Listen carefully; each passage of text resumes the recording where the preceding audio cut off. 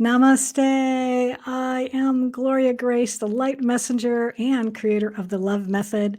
And I am so delighted to be with you today to be able to bring you another fantastic interview. And I've got a guest with us today who is a dynamic speaker and success strategist supporting global powerhouses shift into limitless legacy lifestyle.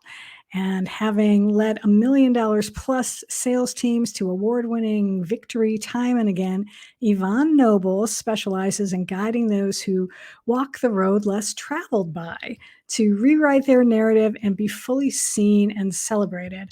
And we're going to be talking all about her journey as well as talking about the importance of self-care. So before I do that, without further ado, let me bring on Yvonne to officially welcome you now to Live, Love, Engage. Hello, hello. It's so great to see you, Gloria. It's so good to see you. Yeah, we first connected a few months ago, and I'm so glad to finally have the chance to get you on the show. And I love your sunglasses. For those of you who are listening, you can't see these amazing sunglasses, which she is wearing because she's also sitting in her Can't leave the car. house without them in South Florida. Yeah. Well, you're lucky to have sunshine because here in Central Florida, we have a bit of a rain, but I Oh, think the worst of the no. rain has passed us by. And so I think we're going to be good for our interview this afternoon. Awesome. So I love to start off these podcasts asking our guests a little bit about their journey and specifically what got you into being this speaker and success strategist and all the wonderful things that you are involved in. So I wonder if you can share with us a little bit about that. Oh, beautiful question. I always say when it comes to the coaching and speaking arena, those are things that choose you. And so when I look back on some of the experiences I had as a child, I was actually 2 years old when my dad enlisted in the military. And from there, we ended up traveling. His first huge assignment was overseas in Germany. So at the age of 6, I met the man that would eventually become my husband. He was 9. So puppy love at first, but it turned into something amazing 25 years later when our moms brought us back together. And in the midst of being apart and living life and growing up, having a lot of experiences that some would be embittered by or be full of hate or spite. And, it was that experience in Germany, meeting a bunch of Holocaust survivors, that led to me embracing no matter what happens in life, you can find the gold. You can find positivity. And I was just so inspired by people who lived through that and they still loved, still laughed. And I was just driven to find a way to help more people stay positive. Well, that is amazing, and I'm still just flabbergasted by meeting and you're gonna as a child, and so we're gonna get back to this stuff, but I would love to know because I'm just curious, and I think it'd be interesting too. So, how did you then reconnect? What you said, like 25 years later or something? How did that Yeah, happen? our families did kind of touch base every now and then. So I have recalls, but I don't see it vividly. I feel I see the color, I hear the sounds, but I remember seeing each other through our teens, our early 20s. But it was that 25-year mark when my mom went to visit his mother, they're best friends, that she says, "Guess who's here?" And I'm like, "Who?" And she goes, "Lewis." And I'm like, "Little Lou? Put him on the phone." And I'm expecting to hear this, this voice that I remembered. No, it's a deep bass boom. And, I didn't think much of that exchange. We spoke maybe a few minutes, caught up briefly. And then fast forward a couple of days later, I get this number calling. I don't know the number, so I ignore it. But I'm on the phone with our mothers at the time. They're in the car together. And I'm like, someone's calling me. I don't know who it is. I'll get back to them later. Little did I know, my mom had given him my phone number. She didn't warn me, though. I was so upset. And I told him, I'm going to kill her when I come back. But it was the best thing ever. So you got to love moms and you got to trust heart. I didn't mention that when we were little, we kissed the first day we met. It was all his fault. We were playing hide and go seek. I got in trouble for it. But I did write him one of those little cute little letters that when you're a kid, do you like me? Check yes or no. And I said, I think you're so beautiful. I misspelled it, creative license. But his mom kept that letter for years. Oh And my so when God. he spoke to me, he's like, do you remember that letter? And I realistically, honestly, did not until I hung up the phone and everything came rushing back. Oh my And I goodness. knew 2 weeks after that call, we were going to be married. Wow. But I didn't tell him. I waited for him to ask. And when he did, he was over the moon, screaming with joy. I knew. So love is just an amazing, beautiful thing. I love that. I love that. And you know, it's funny. I had a relationship with a boy when I was probably 4 or 5, so maybe a Yeah, little bit younger. But and what I remember about that is every time because his mom and my mom were friends, and look at so we would go. that. They would visit, and so I would come along, tag along and go play with Teddy. And every time we left, we would just insult each other. That was our way of saying goodbye. We would just call each other names, but it was just so silly, and it's so fun. I love that. What a very cool story. So somehow along the way, you wound up starting a career, and I know you've got I believe. Well, I mentioned in your bio that you led like $1 million sales teams and things like that. What? But now today, I mean, you're this success strategist. So what really got you interested in really being able to help other entrepreneurs? I presume I believe it's entrepreneurs that you work with. To Yeah. what really got you into focusing? I guess that is focusing in on success and strategies. Well, for the irony of anyone who are listening in your audience, life has a way of taking you the long scenic route. So I didn't know for certain that's what I was going to end up doing. Along the way, I've had jobs and I've kind of fell into the sales arena. I always hated the thought of sales. I thought, those are, car salesmen or the oily guys that would knock on the doors and sell you encyclopedias when I was little. And I would go to these arenas, try a job out. I'd never follow the rules. I would always focus on connection, story, getting people to laugh, brighten their day, and getting referrals. Even if I never sold you, I knew you knew someone who might need the service. And so that eventually would lead to me outperforming teams and people who'd been there for years when I'm new. The most ironic one to me was when I was in the cruise industry. I just lost dad. We relocated from New York, and we're here in South Florida looking for something to pay the bills. And a dear friend said, "You should come and try selling cruises." I said, "I've never even been on one. How can I be good at that?" It's just like, "Trust me, I think you'd be great." She saw something I didn't even know. And that's something that I think is so huge, even in coaching. Sometimes you have to buy into the belief that other people have in you. Embrace that because it can take you places you'd never imagine. So a few months in after training, I'm outperforming people who've been there 20 years.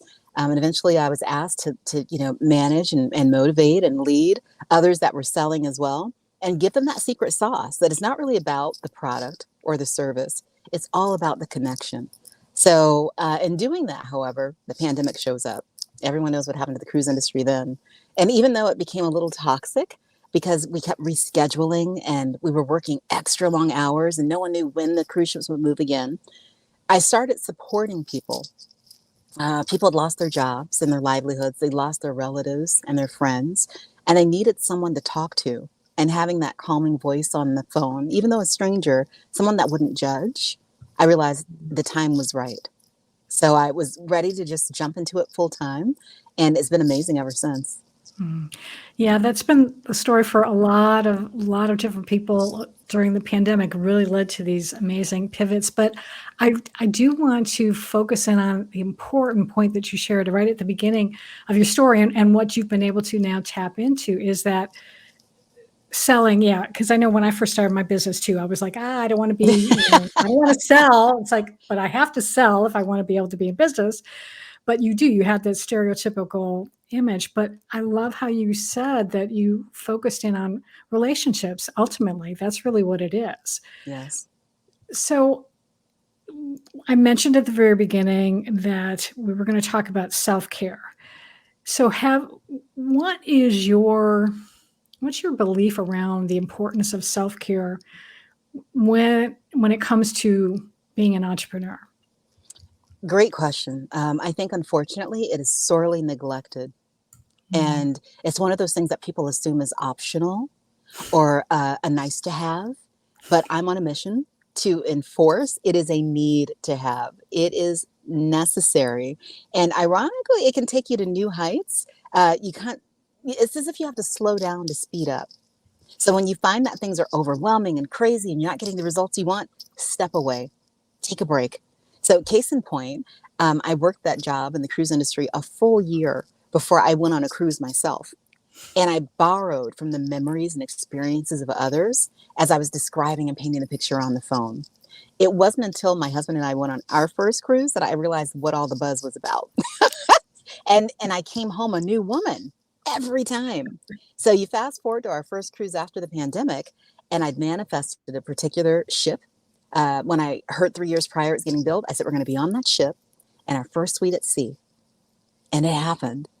And so it was with this majestic background of ocean waves in 7 days that I wrote a book.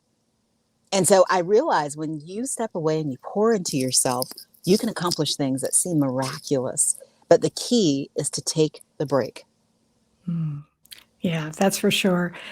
Well, let me ask you a little bit. Do you have, because I know you said basically you waited a year before you went on a cruise, and I can understand that, especially because you pretty much had no choice.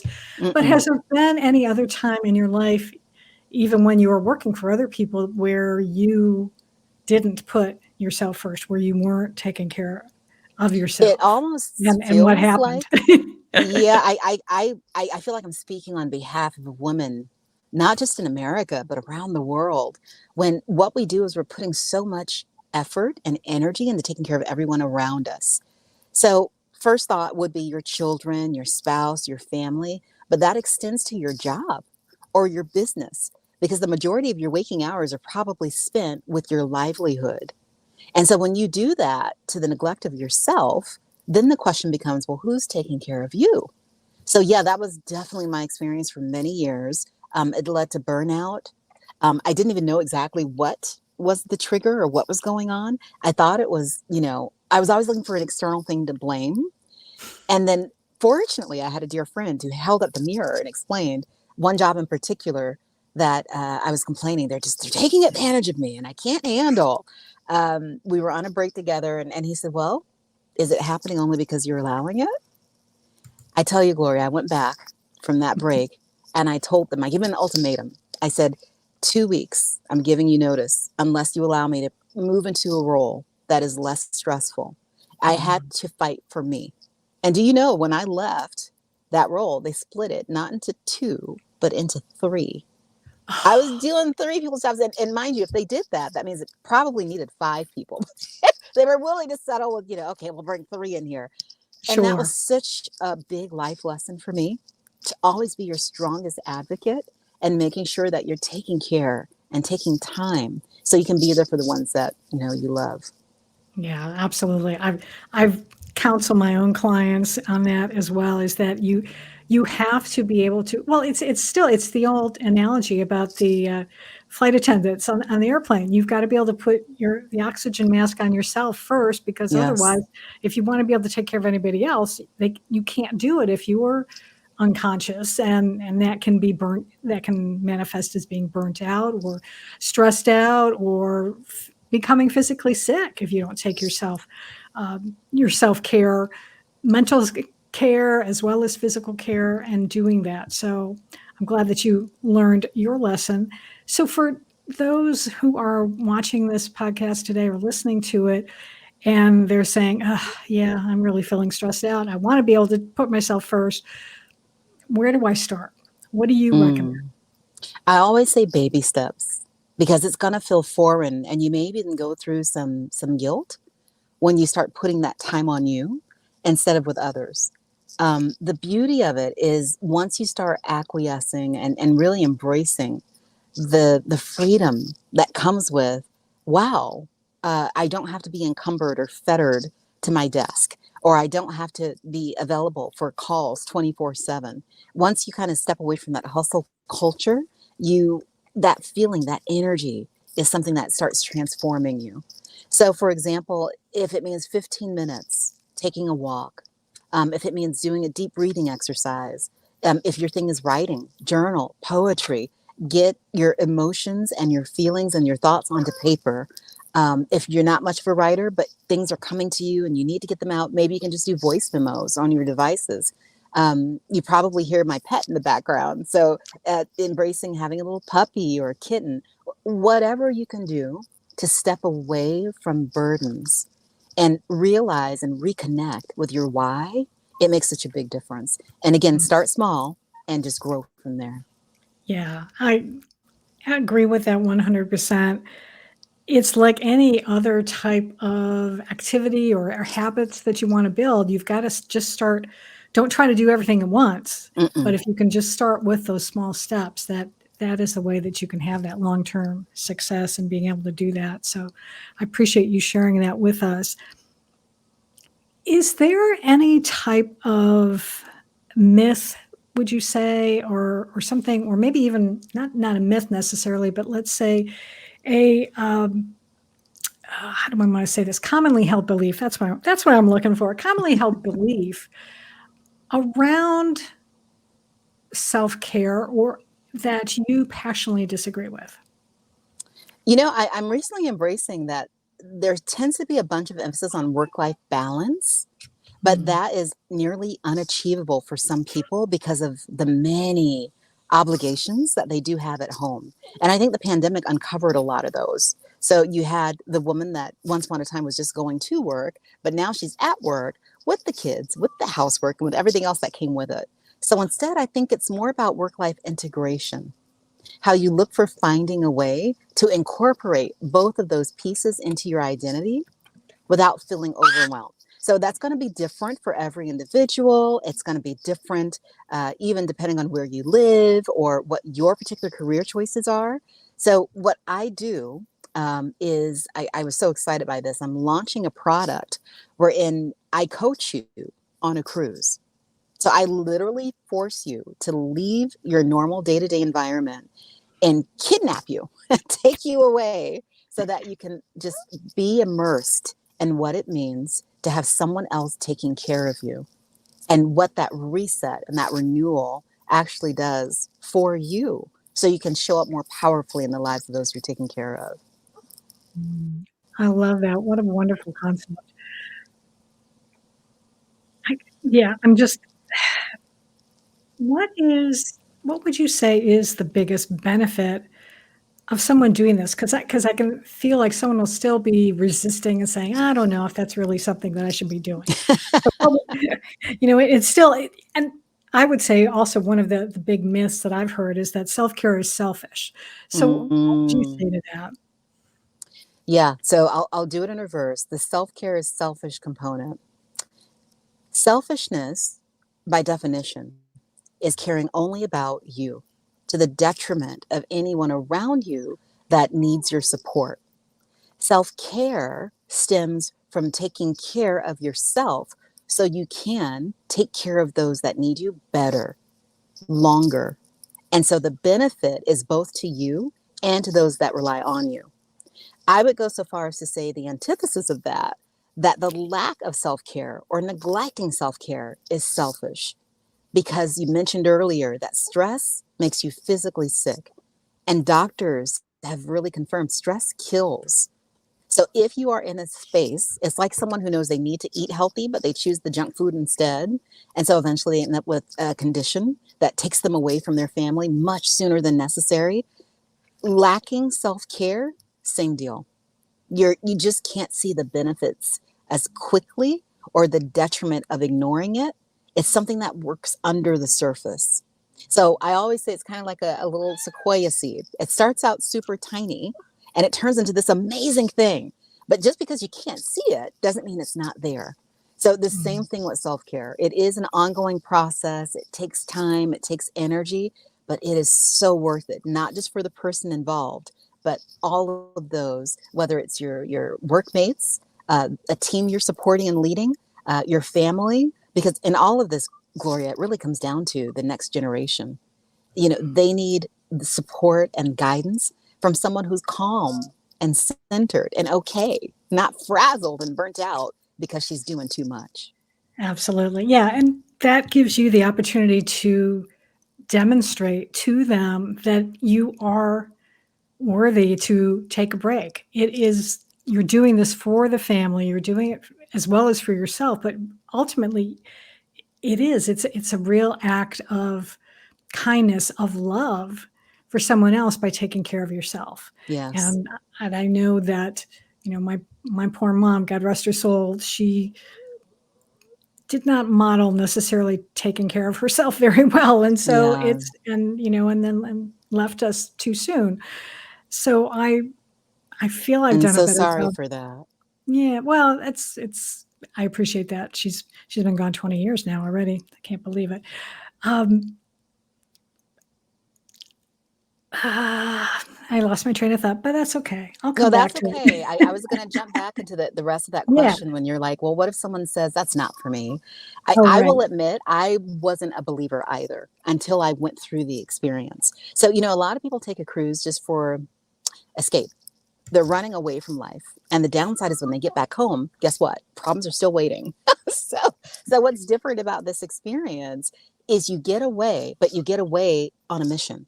You get away to reset, to refuel, but you're also learning the techniques and the tools that are necessary on your day to day moving forward, where you can indeed face whatever is waiting for you.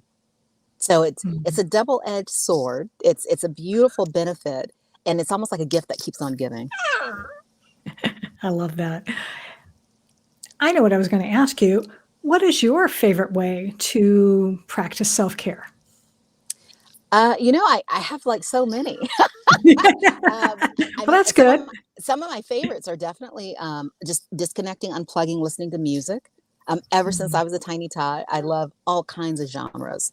So whether it's country, R&B, classical music, just it's like the universal language. No matter what your primary language of the heart is, when the music is combined with the lyrics, the melody, it can lift you and transport you somewhere new. Also, ever since childhood, reading. I was such a nerd that my mom would yell at me to come out of the room and watch TV. That was like my punishment. so, so, reading is another means where you can just take a break and either learn something new if you're into nonfiction or walk in someone else's shoes if you really are a fiction lover. Yeah, there's just so many ways. If you are a wine specialist, trying new wines. If you're a foodie, if you love teas, going to a good tea house. I mean, there's the list goes on and on. But yeah, I just love trying new things and especially making new connections. Mm. When we lived in New York, I was notorious whenever I was on the train for at least four people on a given trip coming up and just talking to me. And it's one of those things where when you have that inviting aura and people just, they love that you're exuding peace, you get to see that everyone has a story. So when you get those connections and you get to really learn about people from all over the world, that too is a way of taking care of you because you're growing in the process. Absolutely. Yeah. And I hear your little puppy in the background there. Oh, And can you hear him? Yeah, he's yeah, a I hot did. mess. But I do think also, having pets and being able to, even though it's taking care of them, but I think that's also a way of self-care as well, because I find myself, I've got two cats at the moment, Oh, and you one of do? them is very pushy. And so I think he knows when it's time for me to get up from sitting at the computer, and he's like, Good. "Mom, you need a break." It's like, and he'll come in and meow. So it's like I have to get up and get away, give See, him a they couple they look minutes of out for you, petting. right? Yeah, and it's good because it's like, yeah, you're right. I've been sitting here too long. So they can pets, I think, can be a wonderful Yeah, self-care I've tool taken as well. pictures where S'mores is actually sat on my laptop. Like he won't let me. Well, yes, he did that, they do try to do that too. Uh, but usually I can catch him before he starts wanting to climb up on the desk. Oh my goodness. Um, is there anything in this life yet, that you haven't done, that you would like to set your sights on doing in the near future? Whenever I still myself, my heart, my mind, and I kind of project ahead, I feel into the energy of seeing the grandchildren of the Mhm. woman whose lives I've touched. I think sometimes we get caught up in the day to day and we're only seeing the now. So I'd love to have that ability to, either lead a nonprofit or provide something that just helps more. And then helping more so educating people that even the little things make a big difference. Because again, I revert to many women carry around these feelings of guilt and shame and regret over choices that were made in the past. But I think it's so important and empowering to understand that the little things you do today can make a huge difference tomorrow. So whether that's the children or education, just something that just like a wave that gets larger over time. Um, Never give up, reinforcing that message for more people to understand and take to heart. Excellent. And one last question I'm going to ask you to, well, second to last question. What are you curious about right now?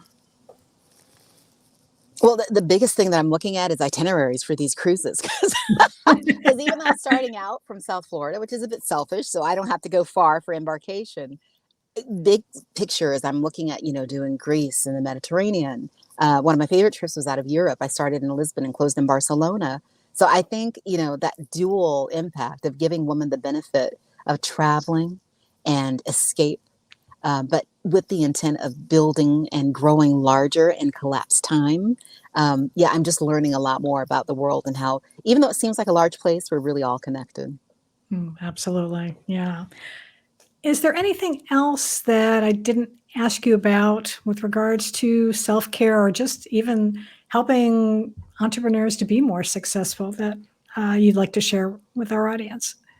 Well, one thing I'll pass along, when I was going to pursue massage therapy, I had a mentor. She'd been practicing for 20 plus years at the time, and she was both a licensed nurse practitioner and a massage therapist.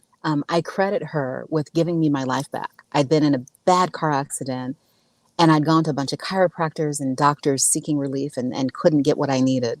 And I felt whole again when, when I actually was in her hands. And she saw that I had a natural knack for it. And one thing that she always emphasized was while you're working on someone, and so I'm saying this from the point of self care, when you're working on you and you're sitting there breathing deep and you're looking for a release, you can say a certain phrase to yourself that helps you feel lighter. So it's 4 expressions. I love you. Please forgive me. I'm sorry. Thank you. And so when you go through that process and sequence, and whether you're visualizing someone, whether it's yourself or someone else or a circumstance, I think it's so necessary to help people grow and get unstuck. Yeah, definitely. Oh, wonderful words of wisdom that you've been sharing with us today. I so appreciate it. And I know Oh, that thank you. well, I know that there are folks out there who are thinking, maybe I might want to look into this cruise. I need a break.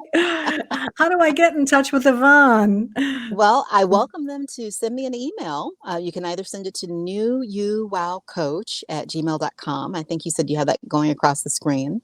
Yeah. And then for those that are on Facebook, and technically, even if you're on LinkedIn or Instagram, I always use the moniker New You Wow. So on Facebook, you'll find me under my name, Yvonne Nobles. But everywhere else, just look for New You Wow. And I'll be there supporting you. All right, excellent.